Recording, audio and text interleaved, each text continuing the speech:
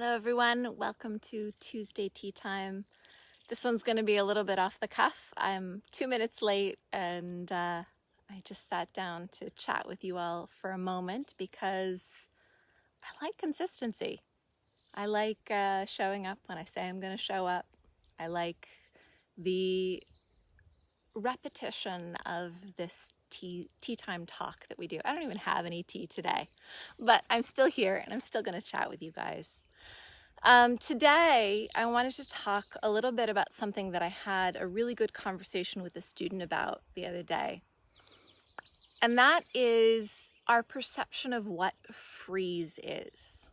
So in the normal horse training circles or even human trauma theory, most people talk about freeze in its catatonic state, where you shut down completely.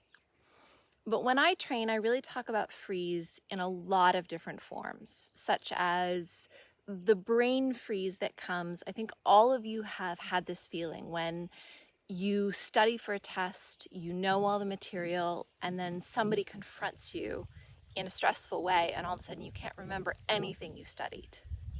And hey Joe, welcome to tea time. So the brain freeze that happens when we are put under pressure is a more subtle type of freeze. It's not catatonic. We are still thinking. We are still functioning. We just maybe aren't as smart as we were a moment ago. And understanding how to read that kind of freeze in a horse is very, very beneficial because it's the tipping point before fight or flight. Now, the other kind of freeze is very, very functional, and that's when horses fall asleep, process new information, relax. All these types of freeze, you can still see the ears get very, very still. There's not a lot of information coming in. The horses are mostly just still.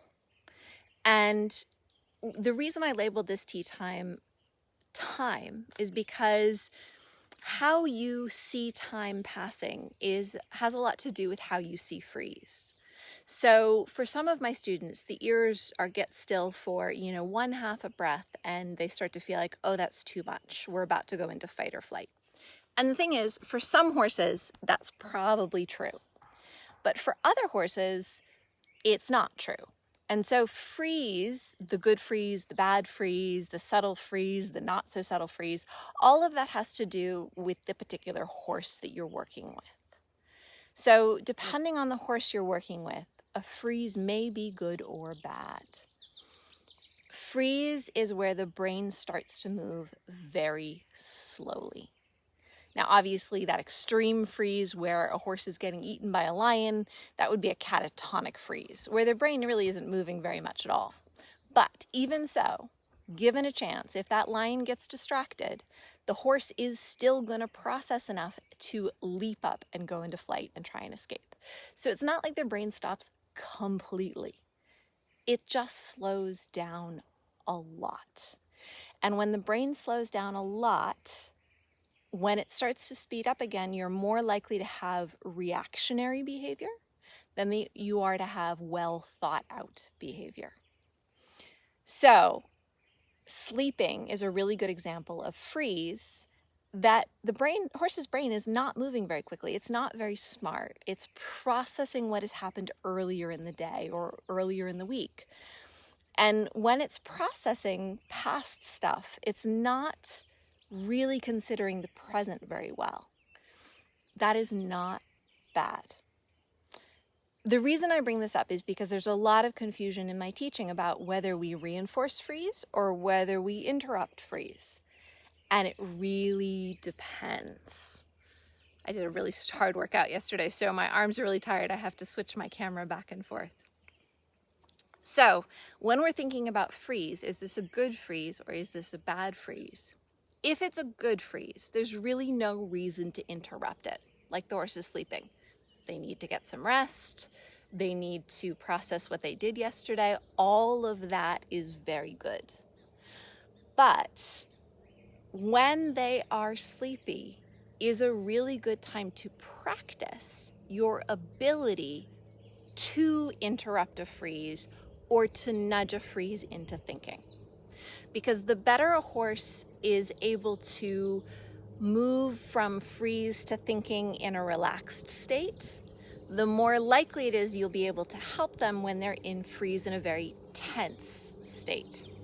So if you get to a place where your horse is very afraid and they stop thinking and their ears stop moving and they really freeze up, that's a time when, if you try and help them, you might actually make them more reactionary. They might go to fight and flight because you nudged them in the wrong way at the wrong time. Unless you've spent enough time practicing taking them from freeze to thinking in the down times, in the low energy moments. So while this is an interesting question, is freeze good or bad? Well, it really depends what happens next. If the horse is going to be thinking and rational and a good problem solver, it's a good freeze. If they're going to come out of that freeze fighting or running, it's a bad freeze for the partnership. If it is a good freeze, there's no reason to interrupt it. You can let them freeze for as long as you want. Let that time stretch out. Let their brain move slowly. Let them process what they need to process. If it is a good freeze, though, also, you have an opportunity to practice bringing them from freeze to thinking. And the better they get at going from freeze to thinking, the more likely it is you'll be able to help them when they are in a high tension freeze, when they are likely to overreact. To the degree you've practiced bringing them from freeze to thinking, they will be likely to trust you in those high tension situations. So I hope that clears up some freeze theory for you guys. I've got some work to do. I'm moving fences today, opening up a bunch of new pasture for my horses, but I didn't want to miss tea time. So I always love having a little chat with everybody. I know some of you will see this later after I post it on YouTube or Patreon, but here we go. I think we're at maybe 95 tea times in a row. I like consistency. Have a wonderful day, you guys, wherever you are, and we will catch up again next week.